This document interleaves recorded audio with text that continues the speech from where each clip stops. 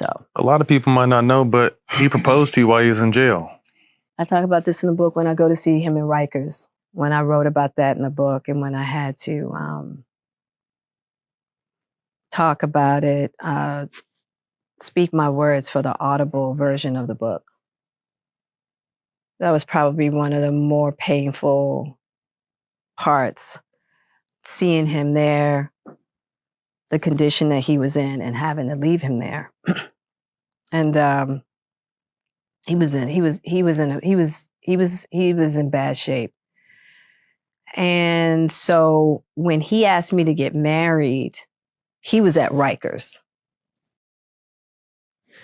And I knew at that time that he needed somebody to do time with him, which I was going to do anyway. You didn't have to marry me to do time, right? I'm here. Now you see why we love you. And then but he needed a rock. He needed, because of our friendship and because of everything we had been through together, he just wanted to feel that solidified foundation, you know. Because I promise you, he would have married me and divorced me as soon as his ass left jail. He would have. Right.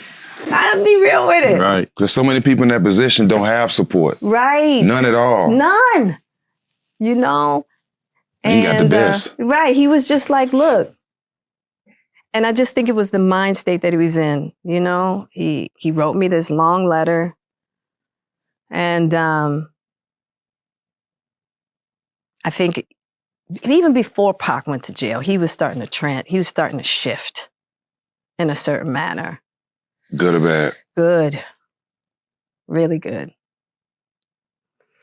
And I think that for him, he just felt like, okay, if I can tether myself, it'll keep me on a trajectory. But trust me, he would have divorced me as soon as one thing he didn't want me as is a wife. Mm-hmm. I know that for a fact. Yeah. You know, but I think just being at Rikers, it just kind of shook him a bit. Needed something.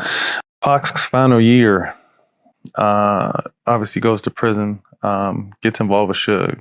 And you had a kind of inclination from the jump, just the vibe wasn't right with that situation. And as who you are, and like you said, you guys could say anything to each other. How was those conversations between you guys? And I heard he kind of tried to keep you away from it while he was in it. Speak to that a little. Well, Pac, and I talk about this a lot in the book, Pac really, he really kept me separate from all of it from the gate. I think people will be surprised to know I never saw Tupac perform live. Wow. He never. The thing about Pac, stuff was always jumping off. It was always popping. So Pac was cool with, I'm coming to your spot, you can meet me at my spot over here, but it wasn't any like, we're going, come to the club with me, that was a no-no. Because he was always like, nah, because I can't. Watch you. I gotta worry about you. I can't do both. Got to worry about myself now. You know what I mean? He's like, no. Yeah. So, yeah, I was really concerned about shit. I was really concerned. Now, mind you, he was still in jail when he told me. I remember we were in Dannemora. I talk about it in the book. I was with Light and Nefertiti. We went up there to see Pac in Dannemora. And he said, that he was going to sign with Suge. And I remember saying, you know, all three of us were just kind of like, okay, you sure? You know, and he's like, yeah, because he's willing to get me out of here. And, you know, because Pac had been waiting. Because of the nature of his charges, he refused to. He was like, these men need to come get me, specifically these men who are making money off of me. That was his thing, because a bunch of us had just kind of you know, we flanked him. We were like, we'll get you out of here. We'll raise the money, you know, because it was a bunch of us kind of starlets. He knew a lot of starlets, you know, and we were like, we're here. We'll get you out. He had his back. And he was like, no.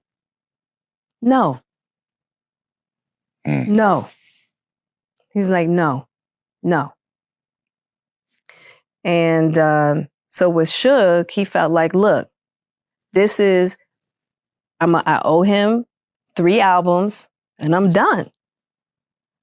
And I was like, so I said, I'm going to come back tomorrow. So Neff and Light, they left and I drove back to Dannemora the next day to just talk to him one-on-one. And I knew I wasn't going to be able to, that wasn't my place to try to convince him. I mean, he was locked up, he wanted out. So I knew I wasn't going to win that battle, but it was once he got out and everything that transpired after that, that I was just like, hey, you don't have to be of this. Don't let people prey on your resentment and your anger. You and Pac weren't on speaking terms the last year of his life. Can you tell us why and what that taught you? Yeah. So when I was talking about how we could pull each other's coattails, I just felt like he was off track a little bit, you know, and I spoke on that, and we got into a heated, probably one of the most heated arguments we've ever had. And that was not, Pac and I getting into heated confrontations was not unusual, right? This happened to be a very heated one. And I didn't speak to him for a year. I was hurt. I was pissed. And I really kind of dug my heels in the ground. I was just like, he went too far and he's going to have to calm me. Bump that. He's going to have to calm me and I'm standing my ground on it, you know? And I learned that don't waste time like that. You know, it's like a whole year out of my, you know, pride. You know what I'm saying? It's just pride, both of us, very prideful. Very prideful, just hard-headed, prideful, you know. And because none of it mattered. The day that when Afeni called me, you know, when I found out he'd been shot again, I didn't give, like, and that whole conversation and whatever was going on with Suge and all that, it didn't matter. So why should it have mattered for a whole year? It didn't matter. And surely once he was gone, you know?